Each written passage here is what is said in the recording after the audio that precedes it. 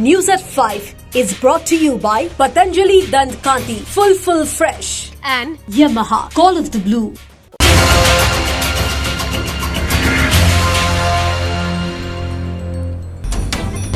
Talks between NCPCR and Centre enters day 4. Another round of talks tomorrow. Have both sides worked out a pinpointed formula to resolve vexed Naga issue? Is the civil unrest in Myanmar pushing northeast rebel groups from the country? Has Arunachal Pradesh turned into a transit route for these rebel groups? Fierce gun battle between insurgents and forces underway for close to 24 hours.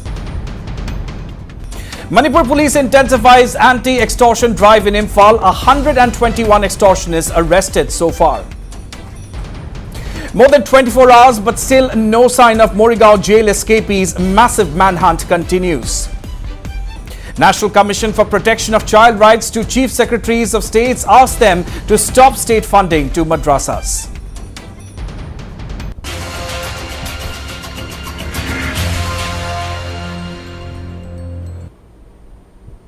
We start with the top focus at this hour. Has the Centre or the NCPCR come up with a pinpointed formula to solve the vexed Naga issue? What is the latest NCPCR stand on its separate flag and constitution demand? Will this be the final round of talks, and will there be happy tidings before Christmas for the people of Nagaland? Well, the Centre and the NCPCR have been holding talks for 4 days now since October 9th. Another round of talks will be held tomorrow, and this is indication enough that both sides are keen on finding a solution to the issue that has been hanging in the balance since 1997, when the dialogue first began. There appears to be an urgency to resolve the Naga issue, as the Eastern Naga People's Organization, or the ENPO, has upped the ante by setting a deadline of October 31st for the Nagaland government to respond to the Centre's draft memorandum of settlement for the creation of the Frontier Nagaland territory. The Nefirio government has not responded to the draft MOS on the ENPO issue, despite repeated reminders by the organization. The Centre had sent the MOS on December 18th last year for a feedback from the Nagaland government. As they have set a deadline, it is obvious that the ENPO has its next plan of action ready in case the Nagaland government does not comply with the deadline. The NCPCR talk team is headed by V.S. Atem, and the central team is headed by A.K. Mishra, Advisor Northeast in the Ministry of Home Affairs.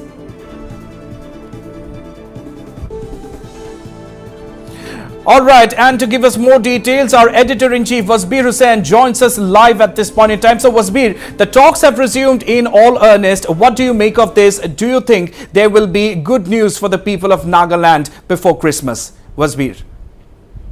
Ronak, yes, the talks were last held between the NCPCR and the Centre in December last year, that is December 2023. After that, there has been a long break. And suddenly, the talks resumed on the 9th of October, that is 4 days ago on Wednesday. Now, everybody thought that there will be one round of talks and that is going to be over and inconclusive. But we have learned, and as we have been reporting throughout the day today, that the talks have been going on ever since the 9th of October, and already 3 rounds of talks have taken place, and the 4th round of talks between the NCPCR and the Government of India is likely to be held in New Delhi tomorrow. The talks, as you know, are being from the NCPCR side. The talk team is being led by Mr. V.S. Atem, one of the top leaders of the NCPCR. Now, the big question is, why are the talks being held back to back? These back-to-back parleys definitely indicate that the Centre is absolutely keen on giving a final push to the protracted Naga peace process and Naga peace talks, and get to the logical conclusion of possibly signing an agreement and bringing peace in the Naga areas. So that could be the intention of the central government now, and that could be the only reason why the talks are going on back to back. Another reason why the talks are going on back to back could be, as we all know, the main bone of contention was, or the main reason for the deadlock was the NCPCR's insistence on its demand for a separate flag and constitution for the Naga people, which they describe as their core demand. And now there has been a deadlock on this issue. The centre was to some extent ready to grant them the use of a flag, of course, to be flown not along with the tricolour, to be used only for cultural purposes. But as far as the constitution, there was a distinct no as far as the centre was concerned. Now this was the bone of contention. That was the point where the two sides were stuck as far as the talks were concerned. Now therefore the big question is whether the two sides have been able to move past this deadlock, whether the NSCN have come up with a new proposal, whether the centre had given the NSCN a new proposal. So these are big questions, answers to which we don't know as of now. But since we are closely following the dialogue in New Delhi, we are getting to know from our sources that the two sides are trying to hammer out a solution. As for the Nagas, they are bent on an acceptable and honorable solution to the protracted Naga problem. And why not? At the end of the day, this Naga problem has been going on ever since India's independence, that is more than 7 decades ago. And even the dialogue, it is 27 years now. It started in 1997 when the talks first started following the signing of a truce, a ceasefire between the two sides. Of course, the ceasefire has been renewed over the years from time to time. So one can see the difference this time around because the government of India is bent and appears to be so in bringing about a logical conclusion to the protracted Naga issue. Right. Also, Vasveer, the PSC as well as stakeholders have demanded for a new interlocutor to be appointed. Do you think this is something that the government of India would consider at this juncture? Well, you see, the talks got suddenly resumed on the 9th of October within days of the Political Affairs Committee of the Nagaland government meeting the civil society organizations and Naga tribal bodies and demanding the appointment of a new interlocutor at the political level. In fact, the Political Affairs Committee wanted a union minister to be the interlocutor, and the talks have resumed immediately after that demand, in fact within days of that demand.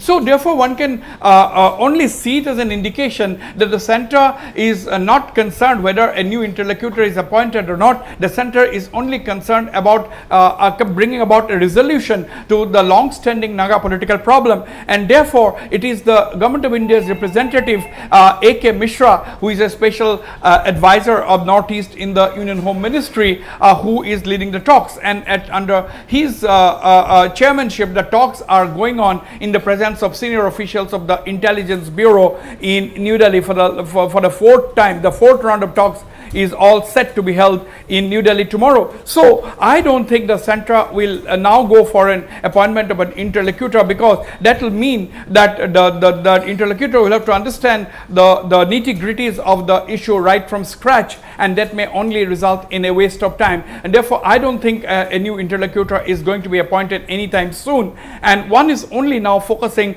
on the talks that are going on between the NSCN and the government of India, led by its representative A.K. Mishra. And another thing, Raunak, the centre may be in fact in a hurry, or there has been an urgency lent into the negotiation process with the NSCN, because the other big issue in Nagaland is the issue of the Eastern Naga People's Organization's demand for a frontier Nagaland territory that is also in an advanced stage. The ENPO, as we have reported, had set a deadline of October 31 to the Nagaland government, within which time to respond to the union government's draft proposal, draft agreement.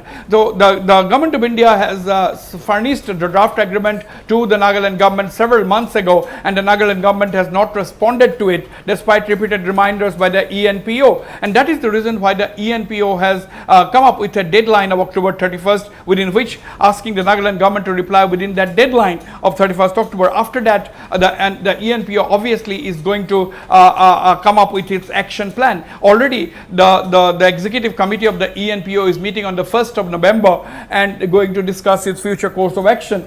And as we have seen in the past, the UNPO had boycotted the Hornbill Festival, and now that the Hornbill Festival is coming up from the 1st of December until the 10th of December, the ENPO, if they do not get a response from the Nagaland government, may once again decide, who knows, to once again boycott the Hornbill Festival. So these are possibilities, and that has also lent a sense of urgency to the dialogue as far as the Naga political issue is concerned. Absolutely. There does seem to be an urgency in bringing the Naga peace talks to their logical conclusion. Wasbir Hussain, thank you very much for all those details.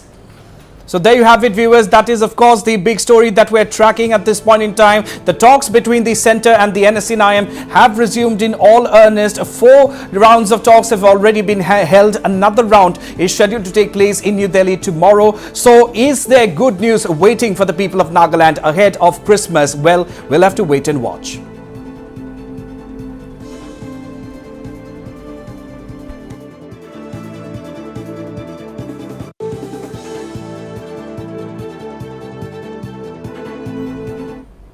All right, on to another big story now. With the ongoing civil unrest in Myanmar, our northeast rebel groups based in